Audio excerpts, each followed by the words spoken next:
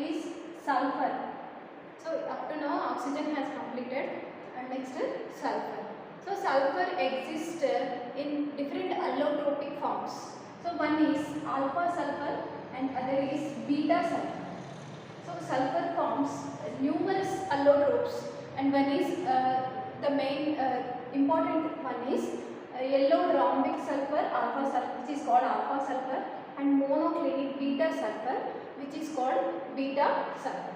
So these are, and here the stable form alpha in alpha sulfur and beta sulfur, which is stable. So one is alpha, which is rhombic solid, and one is beta sulfur, which is in monoclinic. So this is the structure of solid. This rhombic and monoclinic is the structure of solids. So in these two forms, this is the stable at room temperature.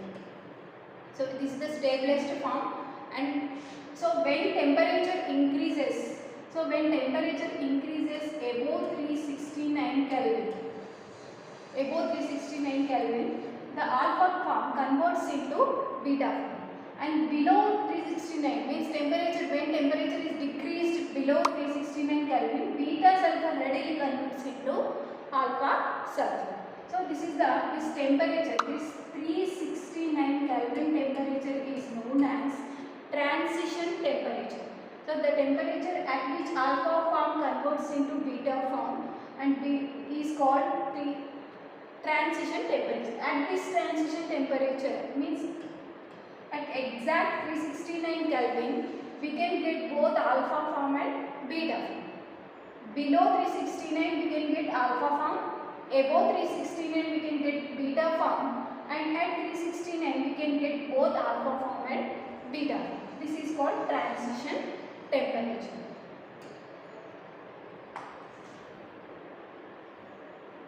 And properties of alpha sulfur and beta sulfur. So this alpha sulfur is a yellow color, and its melting point is 385.8 Kelvin. So its melting point 385.8 Kelvin, and its specific gravity is 2.06. So gravity means density. So this is 2.06 and melting point is 385 of alpha sulfur. And this alpha sulfur, so rhombic sulfur crystals are found and evaporating the alpha sulfur in CS2. So means beta sulfur is prepared from the alpha sulfur. So this alpha sulfur is insoluble in water and readily soluble in CS2, carbon disulfide. So this is one more thing, so which is soluble in CS2 solvent. So its melting point and its gravity and it is solubility in CS2. These are the properties of the alpha sulfur. And beta sulfur.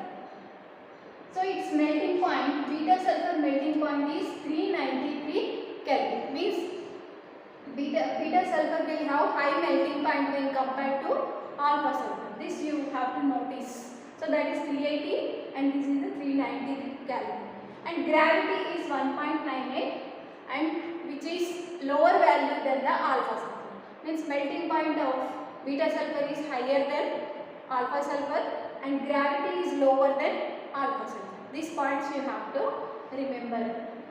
Melting point, gravity, and also solubility. It is also soluble in carbon disulfide, which is non-polar solid. And this form of sulfur is prepared by melting rhombic sulfur. So from rhombic sulfur means alpha sulfur, we can prepare monoclinic sulfur or beta sulfur. So this is about alpha sulfur and beta sulfur. And it is stable above 369 Kelvin. Above 369 Kelvin beta sulfur is stable. Below 369 Kelvin alpha sulfur is stable. And exactly at 369 both forms are existing, and that temperature is called transition temperature. This is the transition temperature. And both alpha and beta forms are contain S8 molecules. S8 molecules. So means it is a catenation property. So means the element can combine with same type of elements forming chain-like structures. that we have studied in the carbon chemistry. So here sulfur also has the same property, catenation property. So which can exist as the S8 molecules. Both alpha and beta sulfur will have the S8 rings in crown structure. So like the so it is like a crown structure.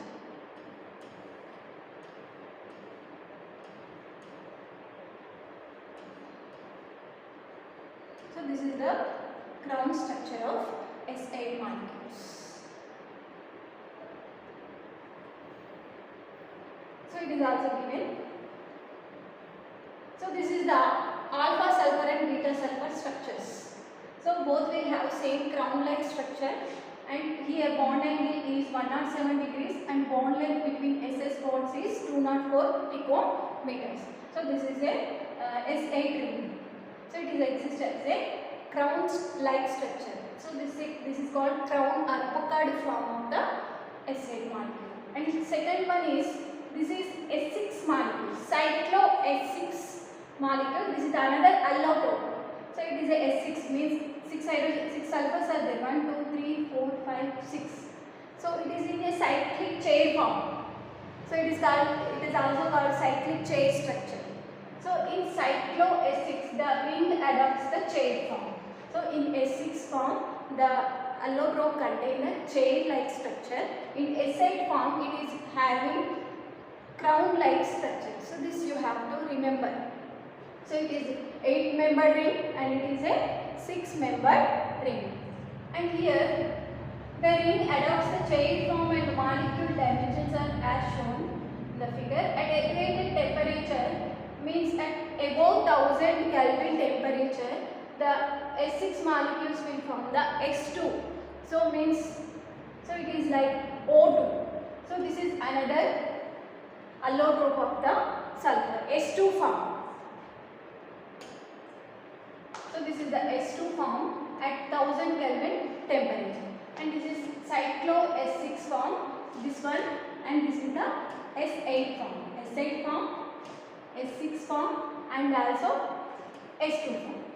So these are the different allotropes of the sulfur, and this S2 is paramagnetic. So due to the low unpaired electrons are present in the pi star orbital.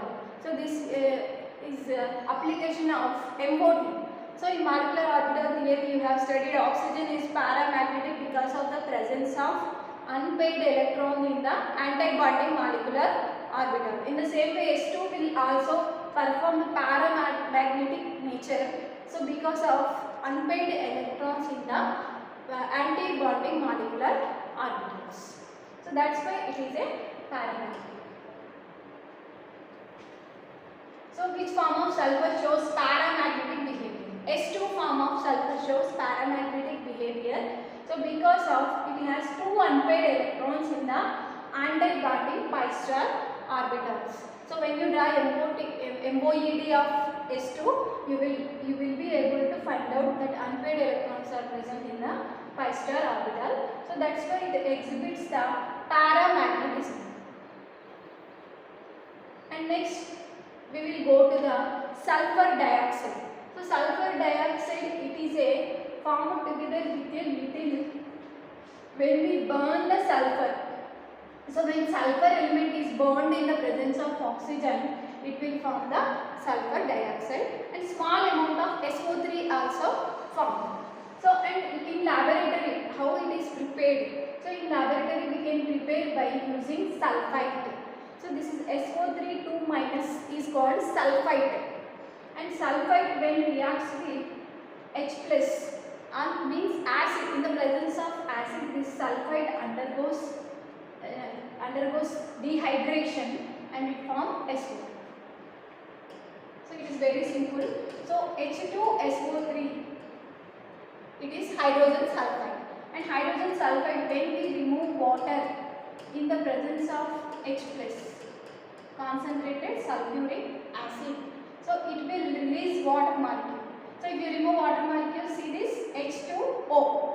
After remove H2O, what is remain here? SO2. So it is the preparation of laboratory preparation of SO2 gas by using sulfite, hydrogen sulfide in the presence of concentrated acid, it will liberate water and it will form the SO2 gas. This is dehydration of sulfurous acid. So SO2 is formed by dehydrating the sulfite or sulfurous acid. And industrially it is produced as a byproduct of roasting of sulfide ores. This is the industrial preparation. So when sulfide ores are undergoes roasting, they will form the SO2 as the byproduct. So these are different preparations of SO2. So next, properties of SO2. So it is a colorless gas with pungent smell.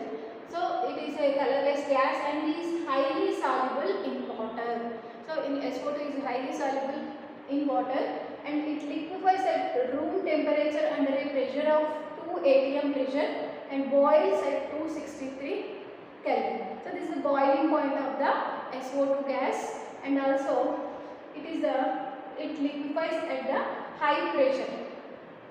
So when we supply high pressure to SO2 gas, it will form liquid SO2.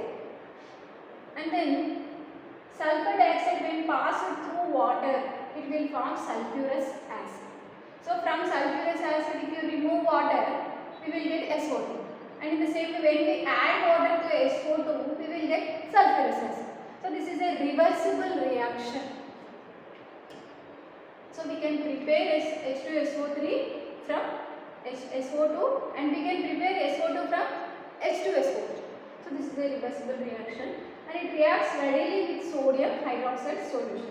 So from NaOH, it reacts with NaOH forming Na2SO3.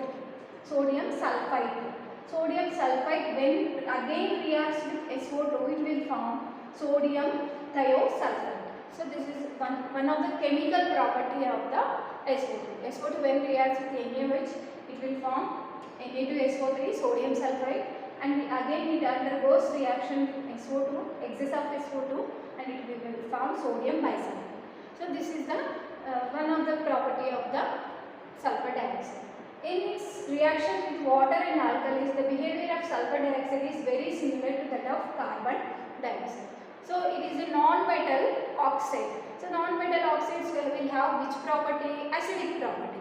So means when they reacts with water, they will form acids. So SO2 when reacts with water, here only we can see H2SO3, sulfurous acid. So it is forming acid. So it is a non-metal oxide and it will have the same properties when react with water and alkalis as carbon dioxide.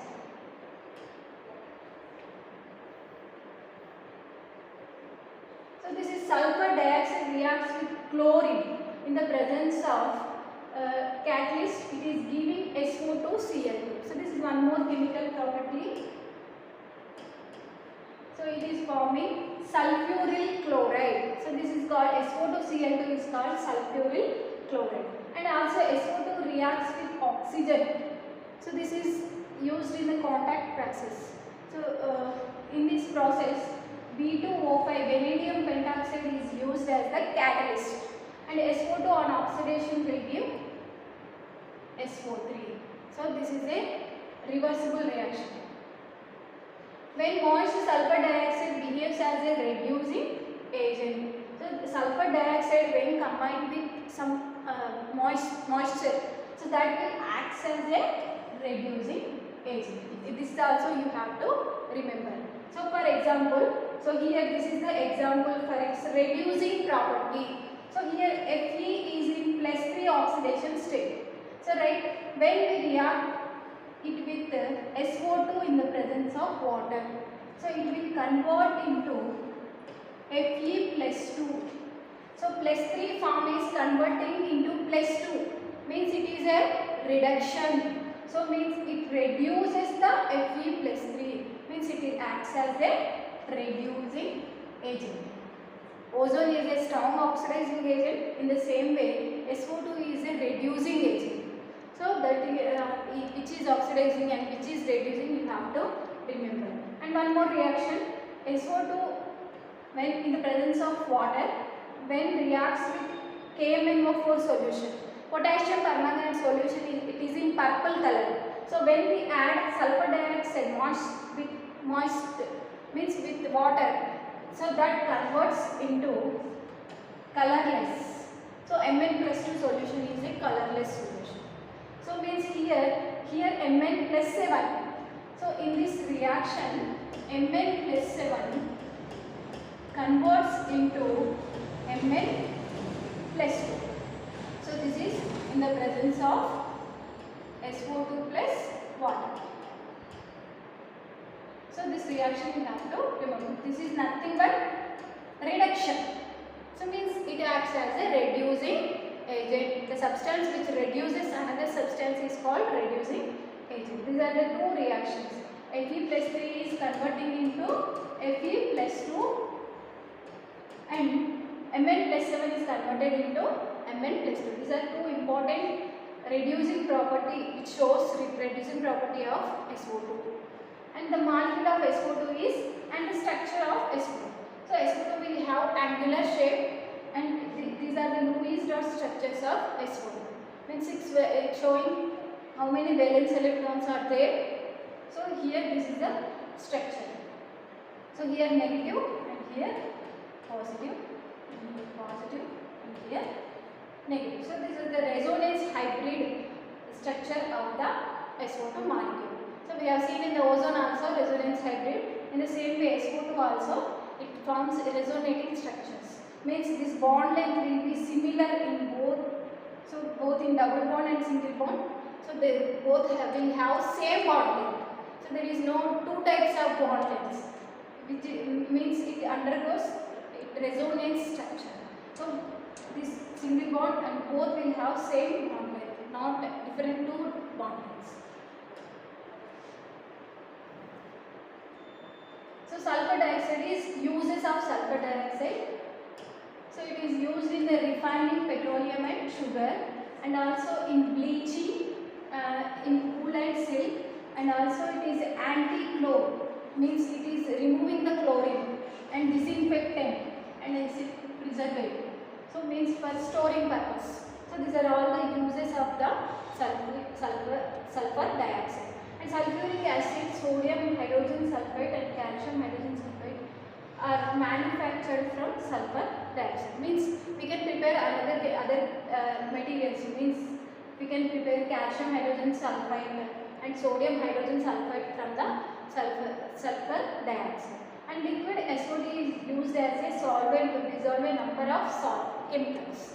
So liquid SO2 is used as a solvent in the laboratory. So which can dissolve many inorganic compounds and also organic compounds. So this is about sulfur dioxide. What happens when sulfur dioxide is passed through an aqueous solution of Fe plus 3? This we have seen Fe plus 3 will be reduced to Fe plus 2. Comment on the nature of two SO bonds formed in SO2 molecule. Are they equal? Yes, in SO2 molecule both SO bonds are equal because of resonance. How is the presence of SO2? SO2 is detected. So how we can detect SO2? So if you add permanganate solution KMnO4 purple color solution to the SO2 in the presence of water, it will become colorless. So because of it, Mn plus 7 converts into Mn plus 2. MnSO4 solution is a colorless. Potassium permanganate is a purple color solution. So that reaction is used in to detect the SO2 gas.